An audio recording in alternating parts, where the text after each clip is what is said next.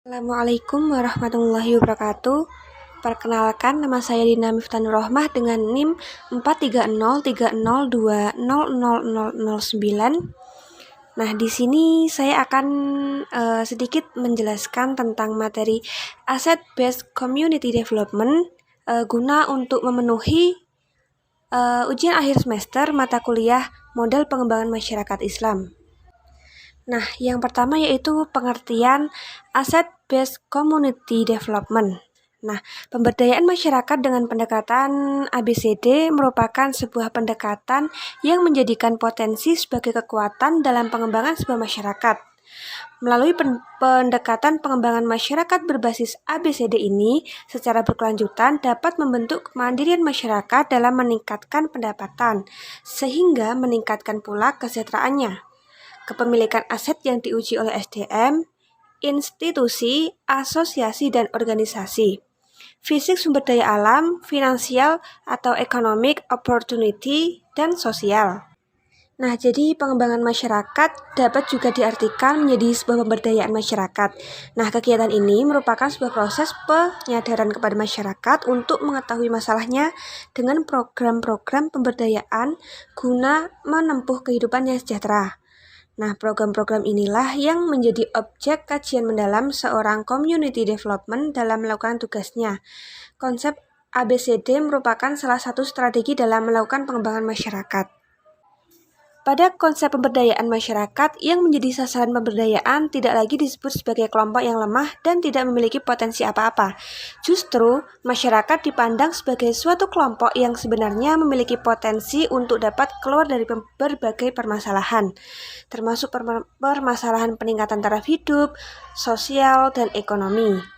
Yang terjadi pada suatu kelompok masyarakat dalam hal pemberdayaan lebih kepada ketiadaan akses untuk memaksimalkan potensi mereka, dan masih terbatasnya sistem sumber yang mampu memfasilitasi masyarakat dalam rangka memanfaatkan potensi mereka.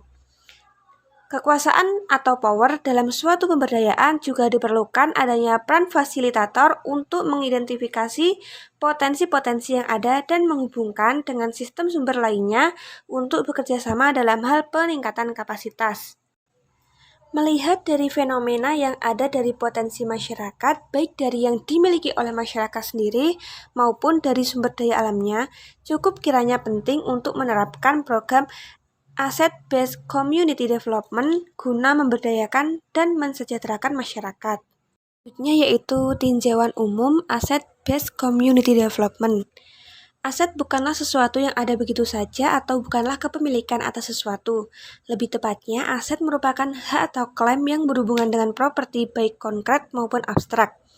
Hak dan klaim ini dilindungi oleh adat, konvensi, atau hukum.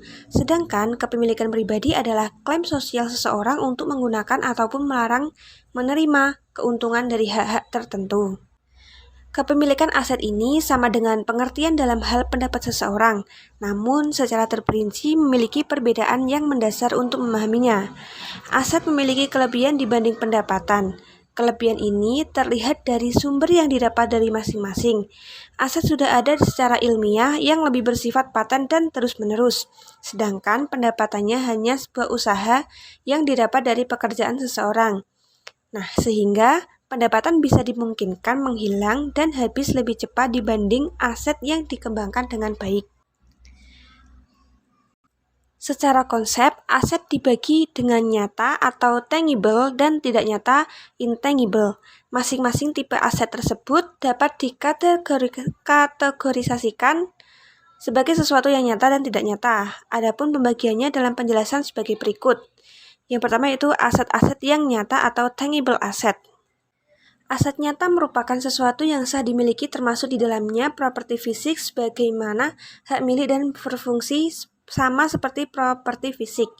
Ini dapat dibagi menjadi 8 kategori umum yang sebagai berikut.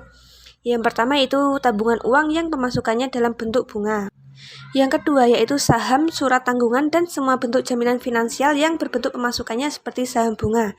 Yang ketiga yaitu properti nyata seperti bangunan atau tanah. Lalu yang keempat yaitu aset-aset berat seperti barang berharga, perhiasan, furnitur, dan semua koleksi lainnya. Lalu yang kelima yaitu mesin, alat-alat, dan komponen produksi nyata lainnya. Yang keenam yaitu barang keluarga yang kuat dan tahan lama. Lalu yang ketujuh sumber alam seperti perkebunan minyak, mineral, dan kayu buatan. Yang kedelapan yaitu hak cipta dan hak paten dengan keuntungan dalam bentuk royalti dan biaya penggunaan lainnya. Lalu aset tidak nyata. Nah, aset tidak nyata ini lebih bersifat tidak pasti, tidak secara legal diatur dan seringkali diatur secara tidak jelas oleh karakter individu atau berhubungan sosial dan ekonomi. Yang termasuk aset tidak nyata itu seperti yang pertama yaitu manusia, lalu modal budaya, lalu ketiga modal sosial informal, lalu yang keempat yaitu modal sosial formal atau modal organisasi, dan yang kelima yaitu modal politisi dalam bentuk partisipasi. Asset-based community development dalam proses pendampingan. Dalam metode ABCD ini memiliki 5 langkah kunci untuk melakukan proses riset pendampingan. Nah, diantaranya itu yang pertama discovery atau menemukan. Nah, proses menemukan kembali kesuksesan dilakukan lewat proses percakapan atau wawancara dan harus menjadi penemuan personal tentang apa yang menjadi kontribusi individu yang memberi hidup pada sebuah kegiatan atau usaha. Lalu yang kedua adalah dream atau impian. Dengan cara kreatif atau secara kolektif melihat masa depan yang mungkin terwujud, apa yang sangat dihargai dikaitkan dengan apa yang paling diinginkan. Yang ketiga yaitu desain atau merancang. Proses di mana seluruh komunitas terlibat dalam proses belajar tentang kekuatan atau aset yang dimiliki agar bisa memulai memanfaatkannya dalam cara yang konstruktif, inklusif, dan kolaboratif. Lalu yang keempat itu define atau menemukan.